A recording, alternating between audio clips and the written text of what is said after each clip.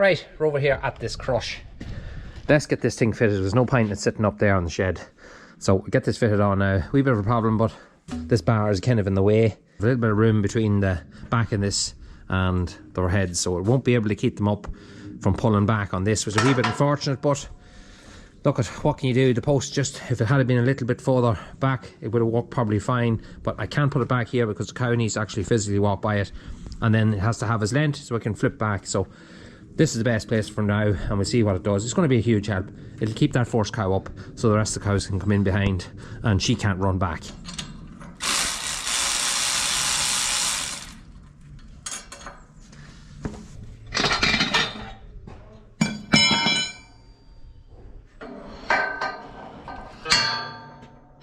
As the bar goes down, holds it in place.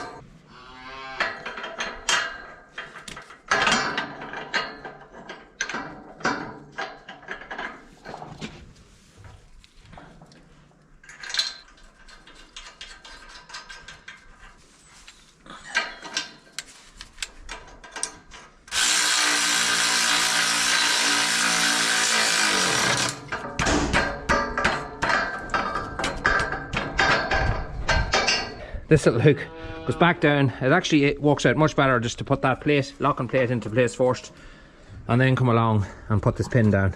I've done it other ways before and it's been a nightmare to get together just because I've been doing it wrong. So that's it, it's in place.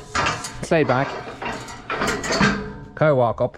When she walks up, I'll flip that like that and I'll push it up behind her, and then it can't go back, but I can put it back myself by pushing it here and then flipping it forward. Very handy piece of kit. There's what I made. Barrett Engineering. I don't know if you can see the number there. It's well scrap off it. There might be better here. Yeah, there it is. See, those of you can see that number. You see www.barrettengineering.ie. Not hugely expensive, and I found it a great thing over on the other farm, and now it should be equally as handy here.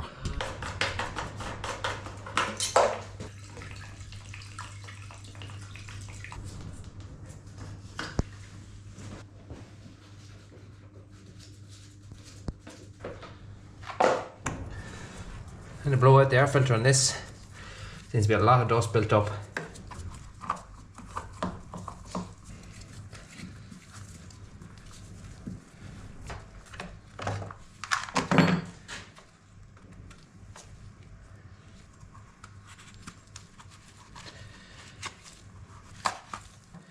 Yep, she's dirty.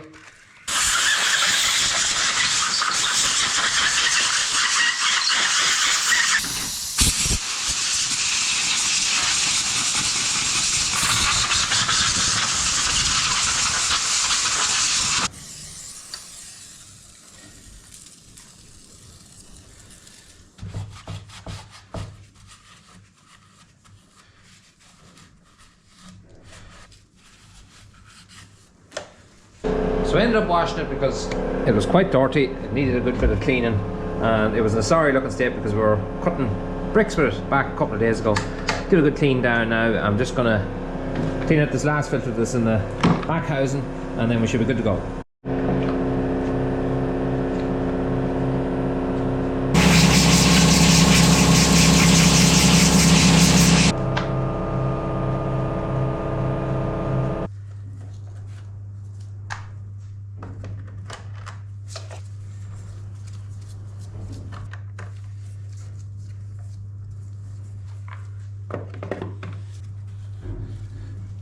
Alright, so next job we're going to do is get this pipe probably half into the shed. Maybe we might cut it up here. It's raining all the time, so let's just give it a wee bit of a break now, so it might actually stop raining for about 5 minutes and we can get it cut. So what I'm going to do is I'm going to cut it up into 8-foot lengths, and that's going to give me 4 8-foot trots, and that's going to leave me then with about 4 foot left on the end, because I want that 4 foot to actually dig a hole here, because there's a pipe going in there to be run. You might remember in our other video when we were digging out this, we want to dig out a hole here. I'm going to put that pipe down into it, and I'm going to run my pipes into it. I'm going to use it as a kind of a manhole, and then I can fill around it with cement, and then I have a grate here in the shed here that's going to go on top of it. So I'm going to make use of this pipe. It's going to do a lot of jobs for me. But at the minute I have 6 ends, so that's going to give me 3 trots. I'll have 1 end spare. I might actually buy another 2 ends if I need it, but 3 8-foots is all I'll need for feeding the cattle over another farm. And with that as well, cutting them at 8 foot, much easier to handle, because when they are cut, you take that bit of strength out of them and they can be a wee bit flimsy of themselves, although they are a heavy pipe. But the shorter you cut them, the stronger they're going to be, and they're going to be just so much easier to throw on the back of the quad and things and just move back and forth to different places. So that's what I'm going to cut anyway. I'm not sure whether I'm going to cut these with the consaw or cut them with the ordinary angle grinder. I think I'll try the angle grinder first because it's lighter and it's handier. But anyway, let's get it cut.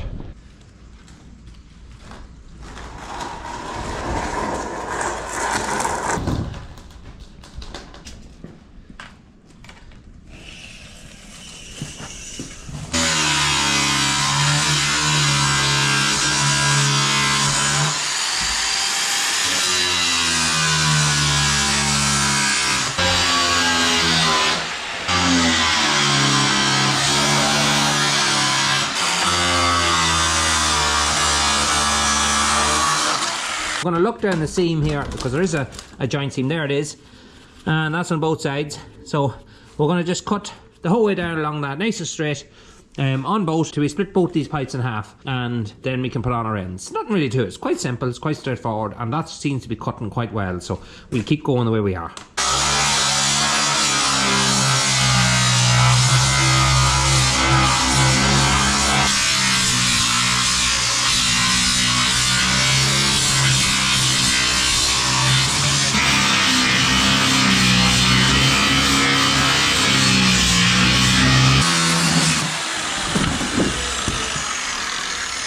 So there we are, there we have first 2 pipes cut.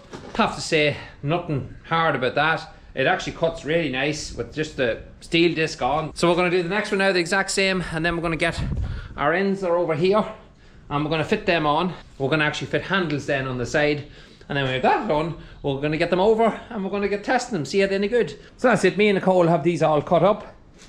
We have our 4 lengths there now, 8-foot lengths. We have a big bit of pipe left. It's going to actually do a couple of manholes for me. I've never fitted these before, so I know very little to nothing about them. But I've just seen videos on YouTube and they're supposed to just click on. Looks quite simple. Hopefully, it'll be simple on the camera. What do you think, Nicole? Put the bottom in first? I don't know. There we are.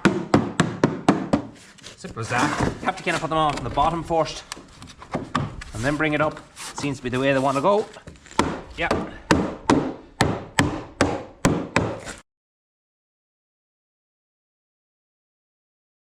Three of them done. We're just putting on the very last one there now. Nicole's out to bring it over because we misplaced it, of course. But actually you don't need the hammer at all.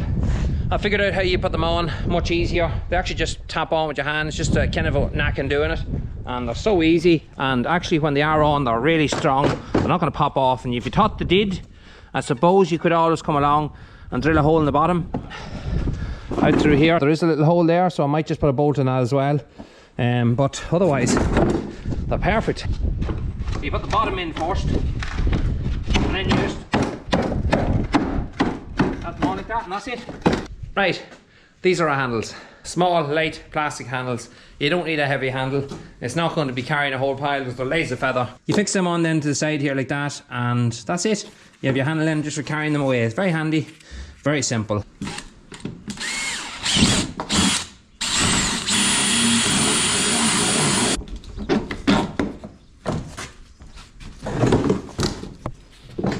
So I got 2 real large washers to go on here. So spread the weight as much as possible.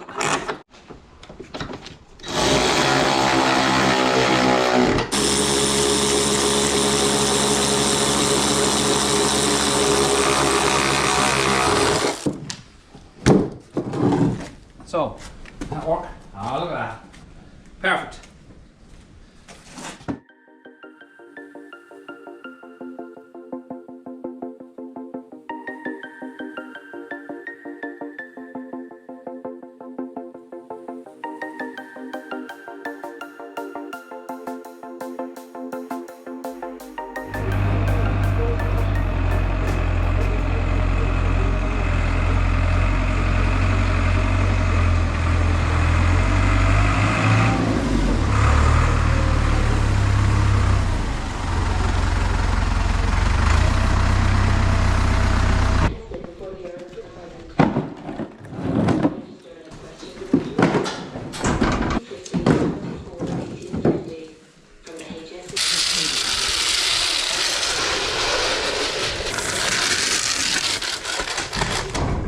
Right, so that's them. They're afraid of their lives of them. But a couple are already starting to put their heads through, and once they do it, the rest of them will pick up on it as well. Anyway, perfect length, exactly what I wanted. I wanted it just to run to that bow there because that just fits these ideal. Leave them with them for a while and they'll get used to it, and eventually then they'll start throwing their heads out. But so far, very impressed, very, very neat. So yeah, thumbs up to that, that's all good. Right, so we're in with the calves. We had a little bit of a situation this morning. Bo was back down here with the small calves because Bo had a little bit of a problem this morning. And I'll just show you up here. We put in this drinker here a couple of days ago, and I think what's happening is Bo has a habit of drinking a little bit too much cold water and also a habit of eating a lot of crunch. So Bo just was not drinking this morning. She'd go to the dummy on the end of the batch feeder. She'd suck for a couple of seconds and then she'd stop, and she's doing this back and forth, and she was doing that last night as well. I thought she would have been out of it this morning, thought it was just one of those things. Nope, she wasn't out of it, and I knew something wasn't right. Another thing I noticed with Bo was that she's quite sleepy, quite tired. So this little guy here was just born a few hours ago, and yeah, heifer calf, a lovely heifer calf, but oh, good little character now, there's no doubt about it, definitely a good little character. So much so that she jumped over that railing into Bo there a few minutes ago and had to be put back in her place. I think what happened with Bo is that she simply drank too much water and probably maybe ate too much crunch. She's always hanging around the trot, very hungry kind of a calf. Sound asleep there at the minute. She's fine because she was running around there with 10 minutes ago going clean mad because we put in bedding underneath her. For her not drinking, she seemed to be far too full. So I'd say just the crunch upset her, maybe upset her stomach just a little bit. So what I've given her is liquid paraffin. I've given her also some baking soda to neutralise the acid in her stomach.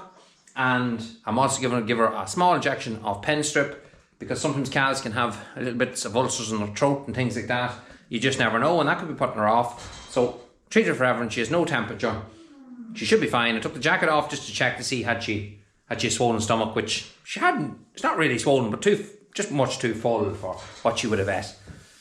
So we'll keep an eye on her. Fingers crossed she'll be okay. I think she will. But we'll update you on Instagram during the week if you keep an eye on it, how she's doing. Out here now, we just have another cow calved. And this is the third cow now in the space of 8 hours. And she's literally only calved there about an hour ago. And she's a wee bit upset now because her calf is actually after rolling out onto the gate into the other pen. That happens quite a lot. I have to put something under that gate, a plank of wood or something, to stop that from happening. Because we have a brave slope on this floor that way, and there's nothing I can do about that. What I'll do is I'll put it back up here with the cow.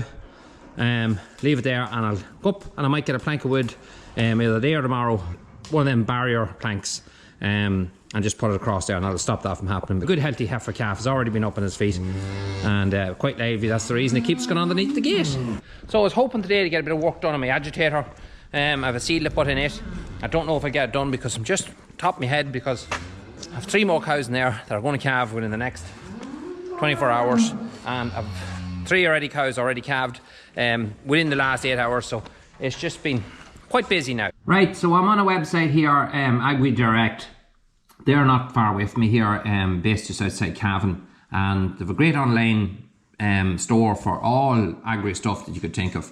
I started using them, I suppose, at the beginning of the lockdown, because it got hard to go to co-ops and different places, and I didn't want to risk going to places if I didn't have to. And this is great because the next day you have your item at the house, and it's just brilliant. So I've used it a few times. I bought the filters for me clippers and things, stuff that's really hard to get. Even all your dosing equipment, all your dosing drenches, your pour-ons, there like fencing, lambing, calving, dairy stuff, farm equipment, veterinarian, tools, machinery, clothing. I'm going to go into dosing here at the moment and see. Maintenance is quite slow at the minute, but we'll see which one it is here. Everybody's talking about the Prima Tech. So this is the first dosing gun I was looking at. A lot of people mentioned going for this one with the hook on the top of it. Now, I've used these before on another farm, and to be honest with you, the way I'm catching the cattle at the minute is grand if you have a head scoop you can put underneath the cow's head to keep the cow's head really steady. I don't like it for the setup that I have at the minute, but I know they are a great job, but just not for me at the minute. There's one here, this one, 45 quid. Like, where could you go wrong? Delivered to your house. This is the one I'm going to go with. It looks more what I want, and I can add the other floating hook to it later on if I want. It shows out of stock. I'm going to ring them to see, because it seems to be quite a popular one, and I'm going to ring them to see is there any in stock, and if there is, I know the lads there, because I've been talking to them quite a bit now this last while, because I've been ordering a lot of my doses and everything through them. So right, this is Friday, day after I ordered this. I ordered it at 10 o'clock, just after 10 o'clock yesterday morning, and it's already made its way here. So I'm going to open it up here now and see what exactly is inside it. I'll get rid of the sausages for the time being. Get this open.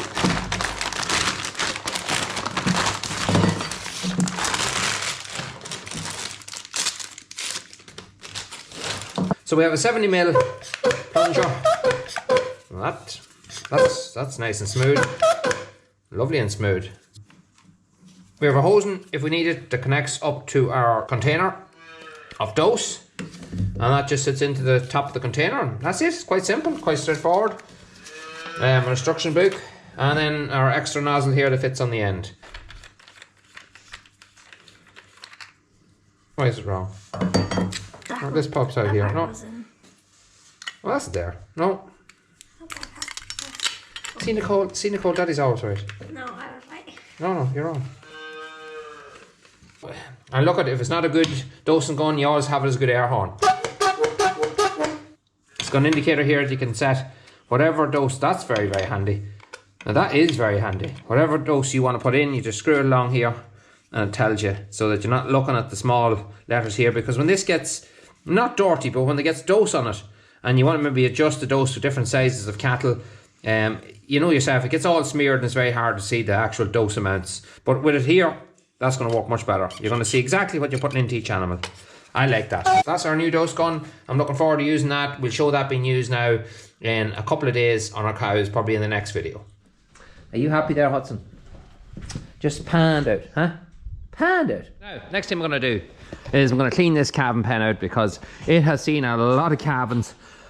I know a lot of people let it build up and build up. I tend not to. There's a lot of bacteria can grow in there.